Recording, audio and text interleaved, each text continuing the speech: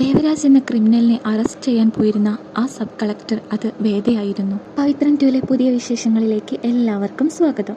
ദേവരാജിനെ arrest ചെയ്യാൻ പോലീസുകാരോടൊപ്പം വേദയും പോകുന്നു. വേദയെയും മറ്റു ഉദ്യോഗസ്ഥരെയും ദേവരാജ് തടയുകയാണ്. എന്നാൽ അതൊന്നും വകവെക്കാതെ വേദ അവിടെയെല്ലാം സെർച്ചിന് അനുമതിയിടുകയാണ്. അവിടെ ആകട്ടെ ആകെ കാണുന്നത് ഹെറോയിനും മറ്റും അതുപോലെ കുട്ടികളെ കൊണ്ടുവന്ന് ബലമായി പിടിച്ച് ഇത് കൊടുക്കാൻ നോക്കുന്നതെല്ലാമാണ്.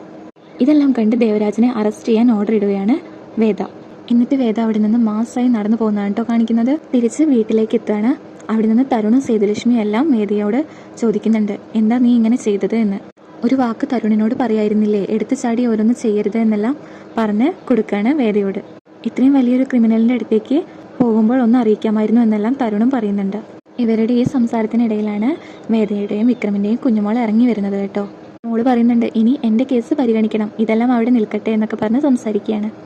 ഓ ആയിക്കോട്ടെ അമ്മേ, എനിക്ക് സ്കൂളിലേക്ക് കൊണ്ടുപോകാനുള്ള സെമിനാർ എന്തായി, ചാർട്ട് തയ്യാറാക്കിയോ എന്നെല്ലാം മോള് ചോദിക്കുകയാണ് കേട്ടോ. അപ്പോൾ വേദ പറയുന്നുണ്ട്, ഓ ശരിയാക്കിയിട്ടുണ്ട്, ഇവിടെ വെച്ചിട്ടുണ്ട് എന്നെല്ലാം പറയാണ്. ആ ശരിയാക്കി വെച്ചിട്ടുണ്ട്, അമ്മ ഒന്ന് ഫ്രഷായി വരട്ടെ എന്ന് പറയാണ് വേദ. പിന്നീട് വേദ ചാർട്ടെല്ലാം ശരിയാക്കി കൊടുക്കുകയാണ്. അതിലേക്കൊരു സ്റ്റോറി പറഞ്ഞു കൊടുക്കുകയാണ് കേട്ടോ വേദ. ആ കഥ വിക്രമിൻ്റെയും വേദയുടെയും കഥ തന്നെയാണ്. അതൊരു കുഞ്ഞി കഥയാക്കിയിട്ട് മോൾക്ക് പറഞ്ഞു കൊടുക്കുകയാണ്. ഇത് കേട്ട് സേതുലക്ഷ്മി അങ്ങോട്ട് വരുന്നുണ്ട്. അപ്പം മോള് ചോദിക്കുന്നുണ്ട്, അല്ല ഇനി ആ അമ്മയെയും മോളെയും ആരാണ് രക്ഷിക്കുക, ഇനിയും ഗുണ്ടകളെല്ലാം വരുമോ എന്ന് ചോദിക്കുകയാണ്. അപ്പോൾ സേതുലക്ഷ്മി പറയാണ്, ഇല്ല വരില്ല, അവരൊരു വലിയ ചക്രവർത്തിയുടെ കൊട്ടാരത്തിലാണ് കഴിയുന്നത്, ആ ചക്രവർത്തി അവരെ നോക്കിക്കോളും എന്നെല്ലാം പറയാൻ കേട്ടോ. ഇതെല്ലാം കേട്ട് പിന്നീട് വേദ അങ്ങനെ റൂമിലേക്ക് പോവുകയാണ്. പിന്നീട് കാണിക്കുന്നത് വിക്രമിന്റെ കേസ് കോടതിയിൽ ശങ്കരനാരായണൻ വാദിക്കുന്നതാണ്. ജഡ്ജി ചോദിക്കുന്നുണ്ട്, എന്ത് പറ്റി ശങ്കരനാരായണ വീണ്ടും ഈ കേസ് പൊക്കിക്കൊണ്ടുവരാൻ? ഹൈക്കോടതിക്ക് ബോധ്യപ്പെട്ട് കാണും, അതുകൊണ്ട് തന്നെ. അങ്ങനെ ശങ്കരനാരായണൻ കേസ് വാദിക്കുകയാണ്. ജോബിനെ കൊണ്ടുവന്ന് ഒന്നുകൂടെ ക്വസ്റ്റ്യൻ ചെയ്യുന്നുണ്ട് ശങ്കരനാരായണൻ. ഇത് കണ്ട് ദർശനാണെങ്കിൽ ദേഷ്യം വരുന്നുണ്ട് കേട്ടോ.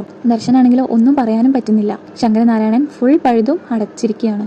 വിക്രമിന് നീതി കിട്ടുമെന്നുള്ള ഒരു ഇതിലായിരുന്നു കേസ് നിൽക്കുന്നത്.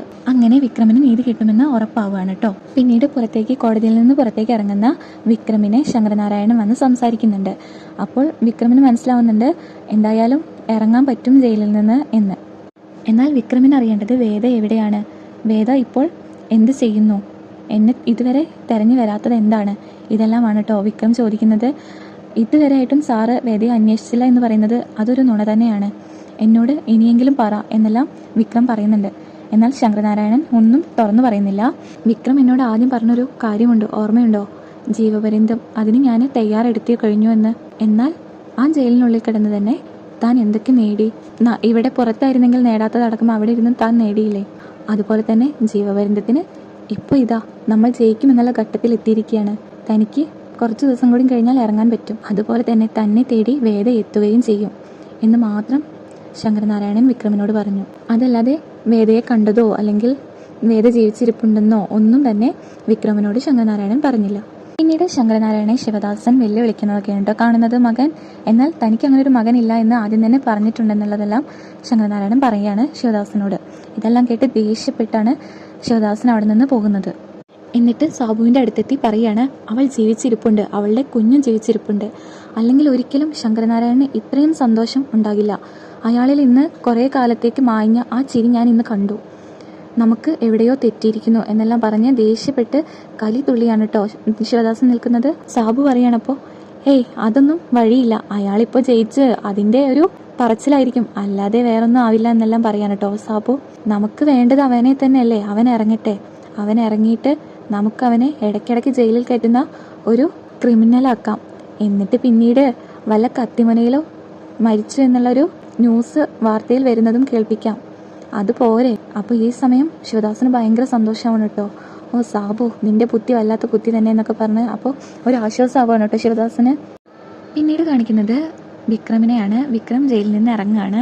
അവിടേക്ക് വിഷൻ വരുന്നുണ്ട് വിക്രമിനെ കൂട്ടാൻ. അവർ രണ്ടുപേരും വണ്ടിയിലേക്ക് കയറാൻ നേരത്ത് അവിടേക്ക് ദർശനും ശ്രീനിവാസനും ശിവദാസനും വരുവാണ്. എന്നിട്ട് വിക്രമിനെ നോക്കി പറയുന്നുണ്ട്, ഓ നീ അങ്ങ് തടിച്ചു കൊഴുത്തല്ലോ, നല്ല പൈസയും ആവുമല്ലേ, ജയിലിൽ നല്ല അടിപൊളി ലൈഫായിരുന്നല്ലോ അല്ലേ, നീ പുറത്തിറങ്ങാൻ കാത്തിരിക്കുമായിരുന്നു ഞങ്ങൾ, നിന്നെ പുറത്ത് തന്നെ ഞങ്ങൾക്ക് കിട്ടേണ്ടത് എന്നല്ല ദർശനും ശിവദാസനും പറയാണ്. വിക്രം പറയുന്നുണ്ട്, ദർശൻ നീ ഞങ്ങളുടെ മുൻപിൽ അഭിനയിക്കുകയായിരുന്നു, ഇതാണല്ലേ നിന്റെ യഥാർത്ഥ രൂപം, അതല്ലാതെ അതേടാ, ഞാൻ നിങ്ങളുടെ മുൻപിൽ അഭിനയിക്കുക തന്നെ ആയിരുന്നു. എൻ്റെ മുഖമെല്ലാം മറച്ചു പിടിച്ചിട്ടായിരുന്നു നിങ്ങളുടെ അടുത്ത് നിന്നിരുന്നത്. ആ സമയത്താണ് എൻ്റെ വിശ്വരൂപം നിങ്ങളെ കാണിക്കണമെന്നുള്ള ആ സമയത്താണ് നിങ്ങൾ നാട് വിട്ടുപോയതും എൻ്റെ അച്ഛനെ കൊന്നതുമെല്ലാം. ഇനി ഇതാണ് എൻ്റെ രൂപം, നിങ്ങൾ അറിയാൻ കിടക്കുന്നേ ഉള്ളൂ എന്നെ എന്നെല്ലാം പറഞ്ഞ് ദർശൻ വെല്ലുവിളിക്കാണ് വിക്രമിനെ. വിക്രം ആ സമയത്ത് പറയാണ്, മുട്ടാളന് മൂർഖൻ പാമ്പ് തുണ, അത്ര തന്നെ. നീ ഇപ്പോൾ കൂടിയിരിക്കുന്നത് നല്ല ആളുടെ അടുത്താണ് എന്നല്ല. വണ്ടിയിൽ കയറി പോവാണ് കേട്ടോ വിശ്വനും കൂട്ടിയിട്ട്. വീട്ടിലെത്തിയപ്പോൾ കാണുന്നത് സുധാകരൻ മാഷ് വീണിട്ട് റെസ്റ്റ് ആയി കിടക്കുന്നതാണ്. അങ്ങനെ സുധാകരൻ മാഷിന്റെ കയ്യിൽ വിക്രം ആദ്യം തന്നെ ഏൽപ്പിക്കുന്നത് സർട്ടിഫിക്കറ്റ് ആണ് കേട്ടോ. ഇത് എനിക്കല്ല തരേണ്ടത്, അതാ അമ്മയുടെ മുമ്പിൽ കൊണ്ടുപോയി വെച്ച് കൊടുക്കുക എന്ന് പറയാണ്. അങ്ങനെ അമ്മയുടെ ഫോട്ടോ നോക്കിയൊക്കെ നിൽക്കുന്നുണ്ട് കേട്ടോ വിക്രം. പിന്നീട് അവർ 4 പേരിരുന്ന് ഭക്ഷണം എല്ലാം കഴിക്കുകയാണ്. ശ്രീജ ഭക്ഷണം എല്ലാം കൊടുക്കുന്നുണ്ട്.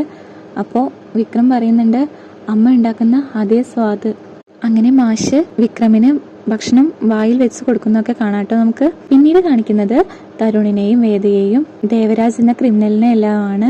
ആ കേസ് ഒത്തുതീർപ്പാക്കാൻ വേണ്ടി നിൽക്കുകയാണ് അവര്. എന്നാൽ വേദയും തരുണും ഒരു പൊടിക്ക് സമ്മതിക്കുന്നില്ല.